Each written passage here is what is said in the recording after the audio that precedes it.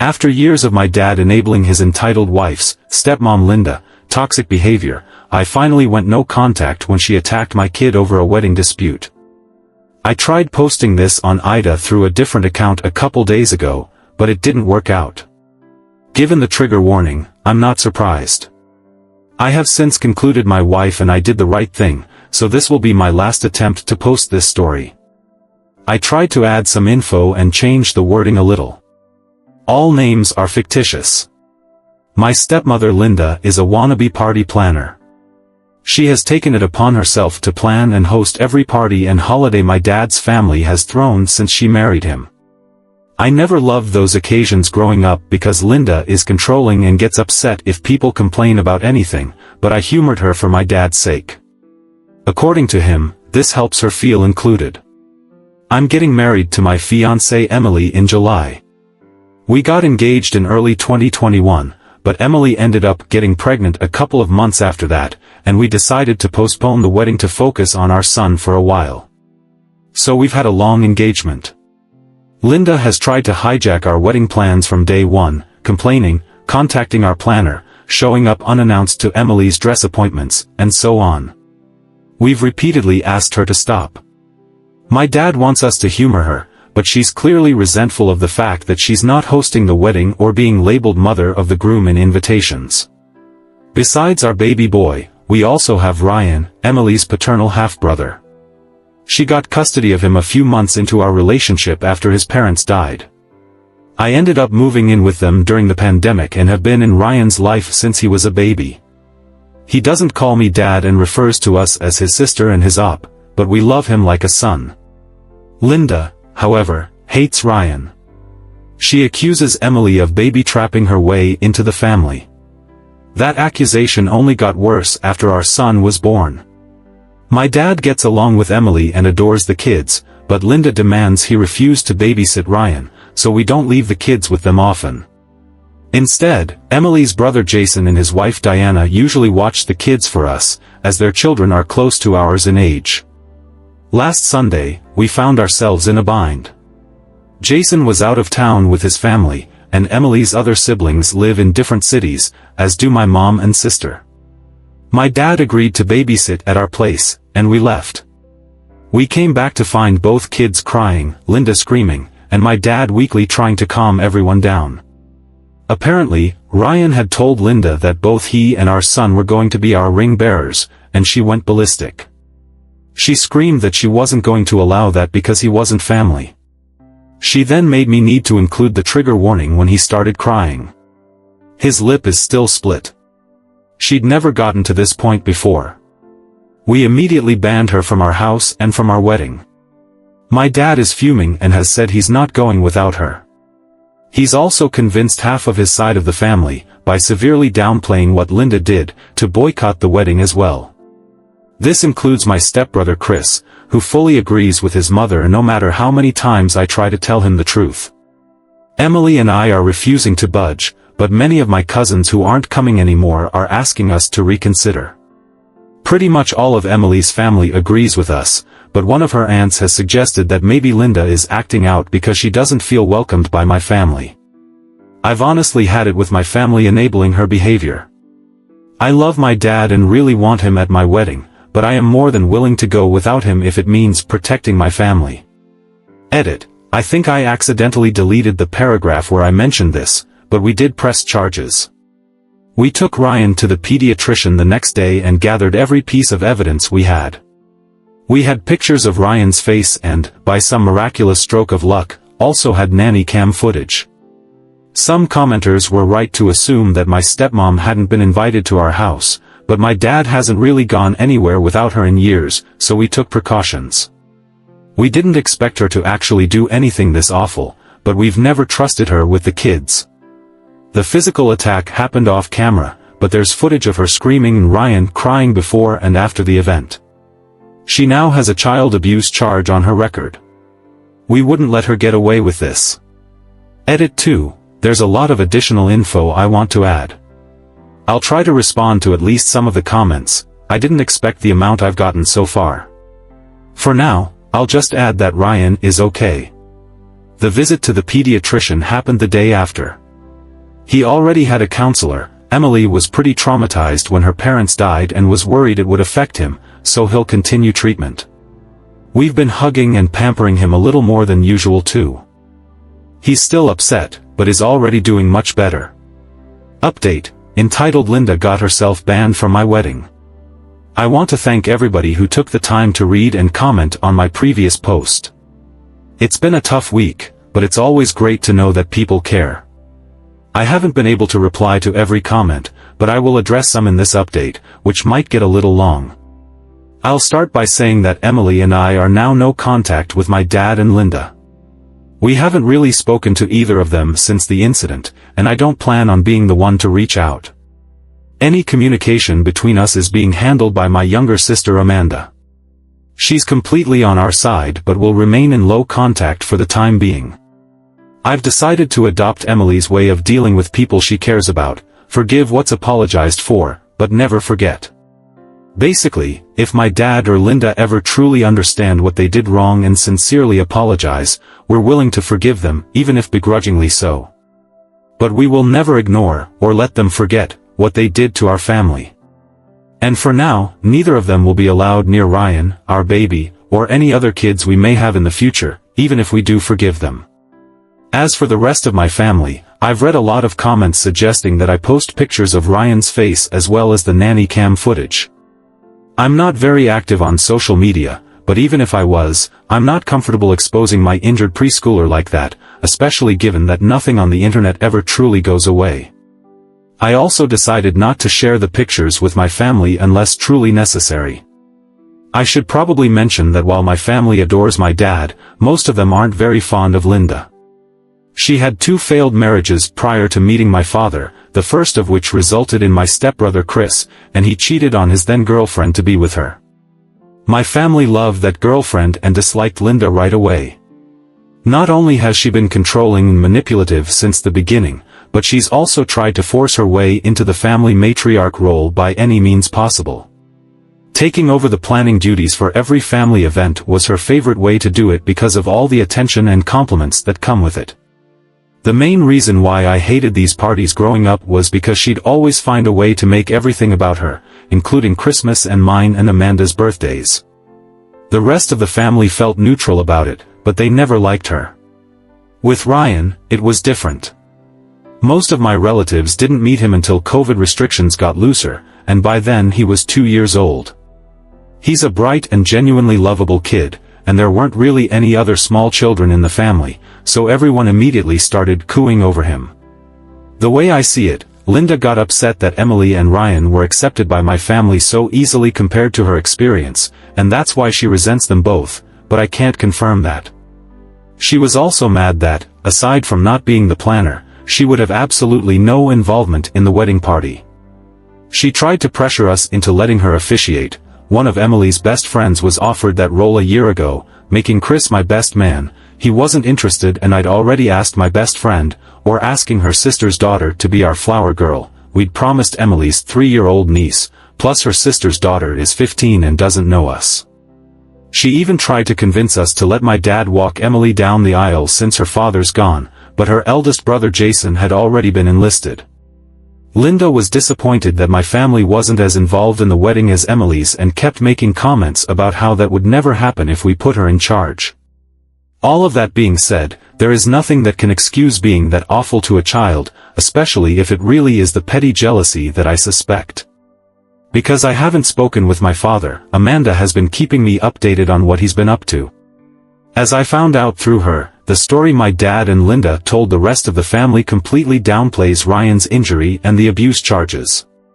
It insinuates that Emily and I banned them because we got annoyed with Linda and decided to take it out on my dad as well.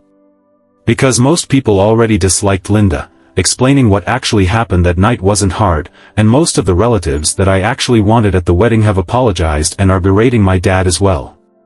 The people that didn't believe us, as well as those saying we overreacted, have been told they are not welcome in our home anymore. Those are mostly people from my dad's generation, so I can't say I'm surprised. But the realization that they are so biased they're willing to protect a woman they hate, after she hurt a child, just to make my dad happy has reassured me that I don't need any of them in my life. Chris is still in denial. He refuses to believe his mother could hurt a child, even with all the evidence we have. I have to admit that I understand. I love my mom too, but that doesn't mean I'd excuse his obliviousness. So he's banned too. It sucks because we were close growing up, but I don't regret it. Besides, Emily has 3 other siblings besides Ryan, the older Jason, a twin brother, and a younger sister, and I'm closer to them than I ever was to Chris. Speaking of Emily's family, they're all furious over what happened, and have been extremely supportive of us. Emily's maternal family basically adopted Ryan after she got custody of him, and have called frequently to make sure he's okay. We did manage to save some money with everybody we uninvited, and have decided to use it to help Emily's cousin. She lives in a different country and was previously unable to come to the wedding, so we're paying for her plane ticket. Ryan has gotten much better and is almost completely back to being the sunny child he's always been. The split lip was shallow. It's healing slowly, but it didn't require any stitches. We sat him down a few days ago and explained that my dad and Linda wouldn't be around anymore. He really liked my dad but understands that he and Linda are attached at the hip. He's clearly scared of her, but we're doing our best to make him feel safe. Emily and I have reassured him that he is family, we love him, and no one will ever change that. I'm not too worried about Dad or Linda trying to show up at the wedding, but we've alerted the venue and given them pictures just in case they try anything. Better safe than sorry. Some people brought attention to the fact that Linda is a hypocrite for saying Ryan isn't family. I agree, for obvious reasons.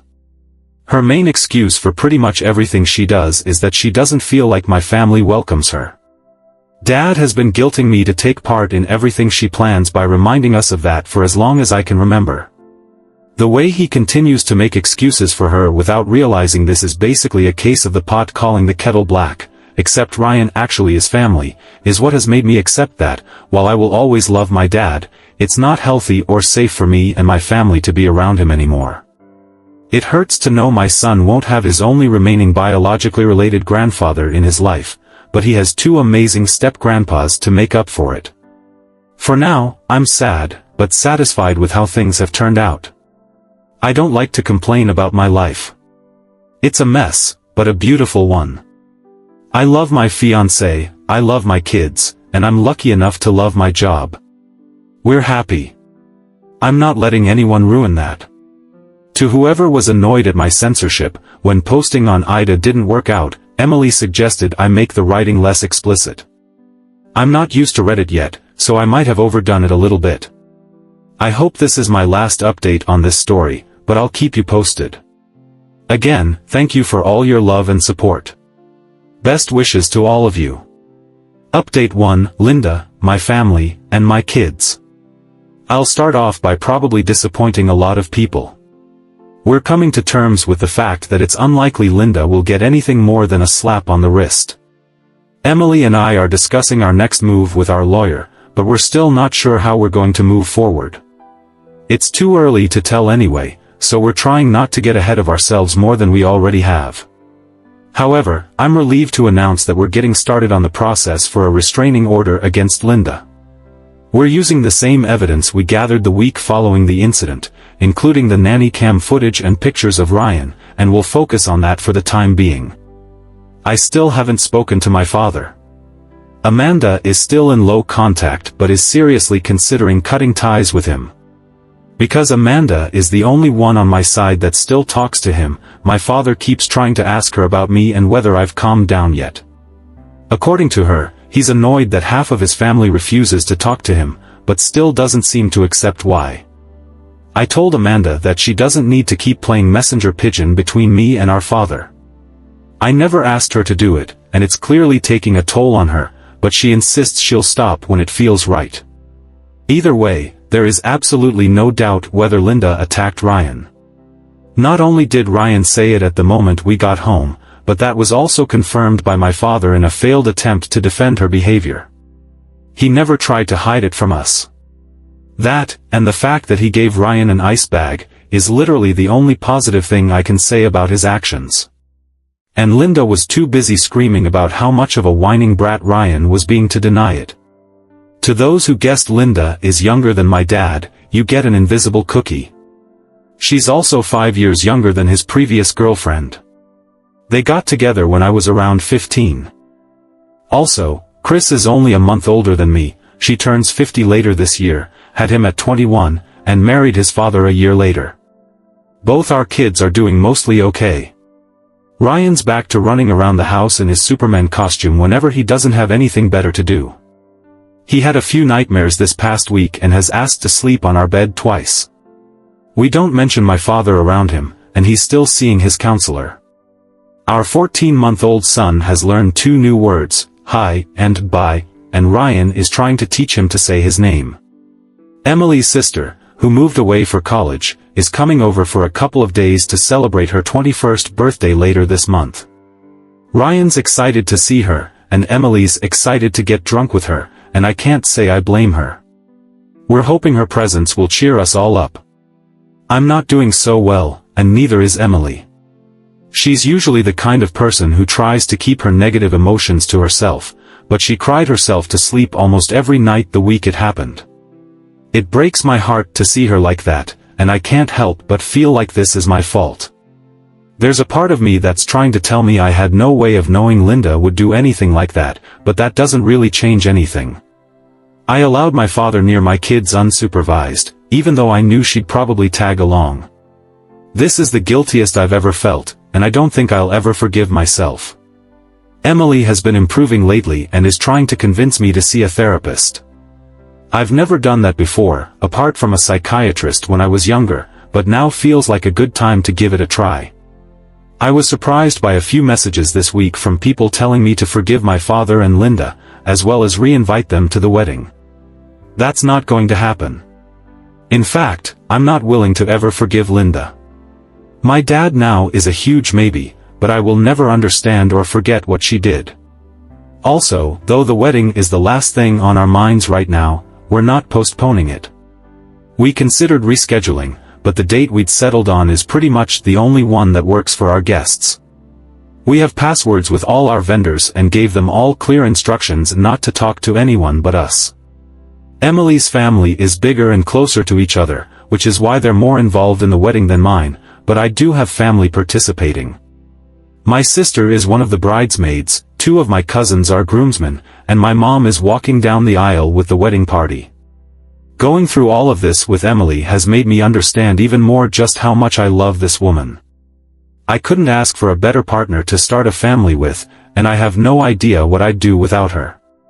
This didn't tear us apart, and I couldn't be more thankful. I probably won't make any more updates until after the wedding, unless something big happens. In the meantime, as always, best wishes to all of you. We got the restraining order against Linda, granting us peace of mind. The experience at the court hearing was tense as Emily and I had to face Linda and my dad for the first time since the incident. Fortunately, my dad realized they wouldn't win and didn't even bother hiring an attorney. There was plenty of evidence against them, including nanny cam footage, photos of Ryan's injuries, medical records, and damning texts and emails from Linda. The judge ruled in our favor, and Linda is now legally required to stay 500 feet away from us and our home. We're changing our locks for added security, and I'm considering changing my phone number as well. After leaving the courthouse, Emily and I felt an overwhelming sense of relief and celebrated with the kids at McDonald's with Jason and his family. Late that night, my dad called. He attempted awkward small talk before getting to his point, questioning if the restraining order was truly necessary. I firmly stated that Linda would never come near Emily or our children again. I listed every instance of Linda's overstepping and manipulative behavior, highlighting her attempts to hijack our milestones and her obsession with control. My dad tried to advocate for Linda, mentioning her feelings of exclusion, but I shut him down. He had chosen her over protecting his grandchildren, and I wanted nothing to do with him until he acknowledged his mistakes. Amanda informed me that after our conversation, he called her to convince her to take his side. She told him she was considering going no contact with him as well. We both realize our father is unlikely to change, but it still hurts to accept it. One of the most memorable situations involving Linda was her attempt to hijack our baby shower. When Emily became pregnant, Linda was initially uninterested in our baby but shifted her focus to us after my stepbrother's engagement fell apart. She wanted to plan an extravagant baby shower, complete with a thick binder filled with overly elaborate plans. However, Emily and I preferred a simple pizza-themed shower, which Amanda and Emily's best friend, Megan, had already planned and organized. Amanda and Megan handled the situation brilliantly. They distracted Linda while we replaced her decorations with our planned setup. The baby shower turned out perfectly, and although Linda sulked in the corner, we were surrounded by supportive friends and family. After that, Linda's interest in our baby waned and she had minimal involvement until we went no contact.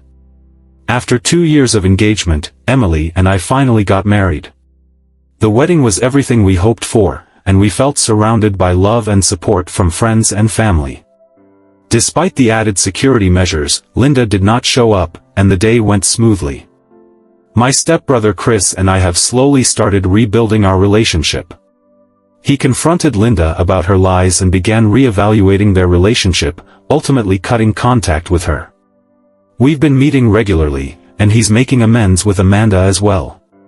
Emily and the kids are thriving. Ryan turned 5 in September, and our youngest son will soon celebrate his 2nd birthday. We plan to spend the holidays with Emily's family in Brazil, offering a fresh, joyous experience for all of us.